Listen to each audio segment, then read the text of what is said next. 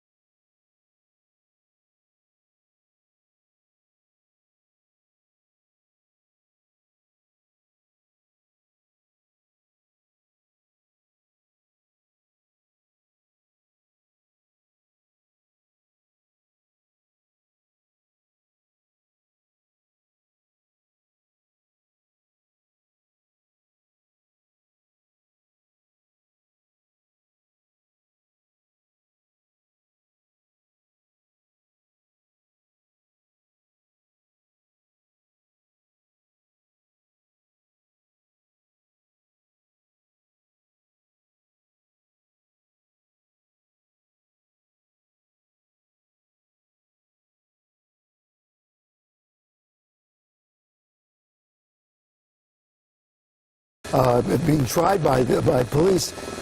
That truck is heavier than the usual cars we see this done to? Absolutely, Makes it that's more exactly difficult. right. And it does look like he's getting back on the 5 freeway here, guys. It looks like it's going to be on the southbound side of the 5. We're now in Pacoima. We came out of Arleta. LAPD is following this from the air as well. There's an LAPD airship up southbound side of the 5 freeway, now approaching the 170 in the far right lane. And initially, just prior to us picking up the pursuit, Steve, we did hear that he was traveling at a very high rate of speed and very dangerously on the northbound side of the 5. Why he chose to exit at Terabella and make his way into Arleta and then back onto the 5, we don't know. Sometimes these guys are familiar with these neighborhoods. When they're in a familiar neighborhood, they feel that they might be able to evade police. We don't know that at this time. But again, recapping the situation here, this is a 2005 white Ford utility truck, and the suspect being described as a male Hispanic, armed, and he's an assault with a deadly weapon suspect at this time. And unclear if he, how many people he injured, where that incident took place. All we know is that the Los Angeles Police Department has caught up with him, and they are chasing him now down Interstate 5. Hey, Rick, it's Marla here. Any indication that the utility truck is a stolen vehicle, given that it is a utility truck? At this time, we're not hearing that, but that's a very good point, Marla. There is a possibility of that, but as of right now, we're not getting that information from our desk. We're tracking this on our scanners up here as well, trying to get more information. And at times, we will hear some vital information just like that from officers. They've obviously run plates. If the plates came back to the suspect, then they know more about him. If it's stolen, they don't know. Again, we don't know exactly how this happened. If there was a situation that assault took place and then he was able to find his way into this vehicle, that's a possibility as well. Traveling southbound on the 5, that was a split with a 170 in Sun Valley. Continuing on the southbound side of the 5, and he'll be winding his way down Interstate 5, down towards Burbank, down towards Burbank Bob Hope Airport here. Now traveling at a higher rate of speed. Looks like he's going about 75, 80 miles an hour on a wide open Interstate 5 here in the valley. So at the, you're saying he passed the 170, so he's not making the run to the 170 to the 101. He's staying on the 5. Is that correct? That's exactly right, Steve. So his next option, if he does want to stay on the freeways, would be the 134. He could split east or west on the 134. If you head in a westbound direction, he's going to head past the zoo, the backside of the zoo, then into Toluca Lake and Studio City. Whoa, look at that. High speed exiting the freeway again, trying to evade police. Tight off-ramp here as well. And these officers have already been aggressive in trying that pit maneuver and were unsuccessful, but it was challenging in that street there. These officers train for it. We see them do it right here in the San Fernando Valley, but as you mentioned, Steve, as he goes across the barrier, the island there, against opposing traffic, this is where it gets really dangerous. And now he's making his way on the right side of traffic at least. Very dangerous situation here. Once again, a good reminder to everybody, if you happen upon a pursuit like this, you see this going on, do not try to be a hero. Do not try to intervene. Entering the 5 freeway back northbound, again, by the way, just stand back. If you hear the lights and siren, stand back, pull off to the side, give the officers all the space that they can use. You know, one of the problems here is that when he goes back on the 5, for instance, nobody on the 5 has a clue as to what's going on. That's exactly right, right here, as you can see. And we'll widen out just a little bit for a moment because I want to show you how many officers are trailing this suspect. 1, 2, 3, 4 patrol cars trailing this utility truck that has now been pursued for a good 35, going on 40 minutes now. Now heading back northbound on the 5. You saw him exit the freeway here in Sun Valley, wrap right back to the north. Again, why he's going back north? Does he want to get back to a neighborhood he's familiar with? We don't know, because we don't know where this guy's coming from. A lot of the times it's just an erratic move to try to evade officers, and it was unsuccessful there. Officers still tracking him on the ground with those patrol units and in the air with an LAPD airship. Making his way northbound on the 5 now, and as you see, we'll widen out a little bit, you're going to see that merge now again with the 5 and the 170 in the north end of Sun Valley. He'll be heading northbound and continuing up back to where he came from, where we picked up the pursuit in Arleta and Pacoima. And of course, LAPD no stranger to situations like this, especially given the pursuit that they dealt with earlier this week. Just a couple of days ago, Rick, with, you remember, the chase that everyone's talking about still in that.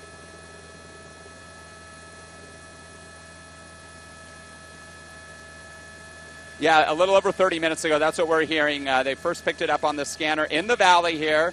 The mission station of the LAPD picked this up. We're unclear on how this happened. It could have been a simple traffic violation, and they ran the plates and found that the individual connected to this automobile, this utility truck, is wanted for an assault with a deadly weapon. Or there may have been a situation that occurred just prior to the pursuit that led to this chase. And this chase now is on Interstate 5, traveling northbound. He's going about the speed of traffic now, about 65 miles an hour. I'm counting several patrol cars still behind him. I'm also seeing officers up ahead. A lot of times what officers will do is they'll do some planning to position officers ahead to control traffic, to back traffic off. If they can clear the freeway, get that open spot again, they can try that pit maneuver again, try to spin this guy out and bring this pursuit to an end.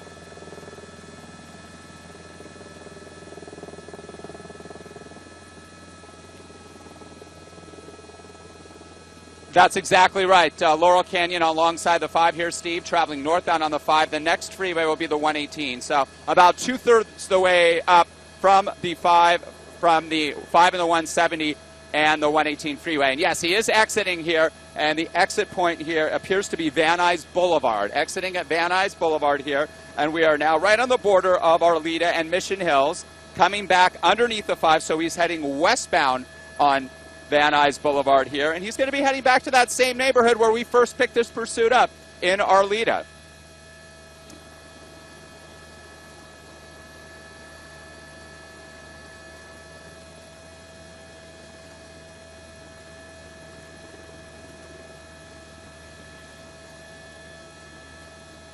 That's exactly right, Marley, and he is traveling southbound here, coming off of Van Nuys Boulevard back into a residential area, and that's a good point in this neighborhood especially because you have narrow streets, you have more pedestrians, it's the middle of the day, it's the noon hour. Some of the younger kids get out of school at noon or in preschool and kindergarten, so you might have some of that foot traffic as well, but it seems like he really is being a little more cautious now, slowing down at that intersection, wrapping his way back in this same neighborhood. We are very close to where we picked this pursuit up, so there is a possibility, like I said, that he may be familiar with us. He may know somebody in the neighborhood. He may have a connection, or just feel that this is a safe haven and that this area is one that he's so familiar with. He might be able to scoot into an alley or hightail into an area, a house or an apartment area that he knows. He's trying to get away. He obviously is trying to evade police. He knows that they have something on him. We are hearing that he's an assault with a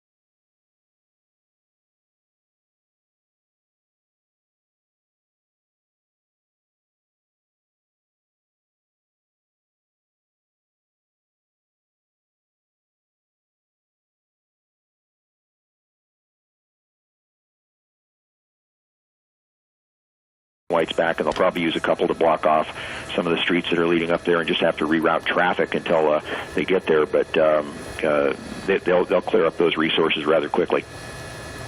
All right, so you've pretty much seen what happened here, and Jim Holcomb, thank you very much. And Rick, for you, this thing started, it looked very frightening for a while. We saw the guy drive through an apartment complex, it looked like, hit a gate, knocked a man over. We had a couple of pit maneuvers that were unsuccessful, and then it came to this end. We will bring it up to date on the latest on this coming up at 5 o'clock in Studio 11 LA, and that's it for us. We thank you for staying with us through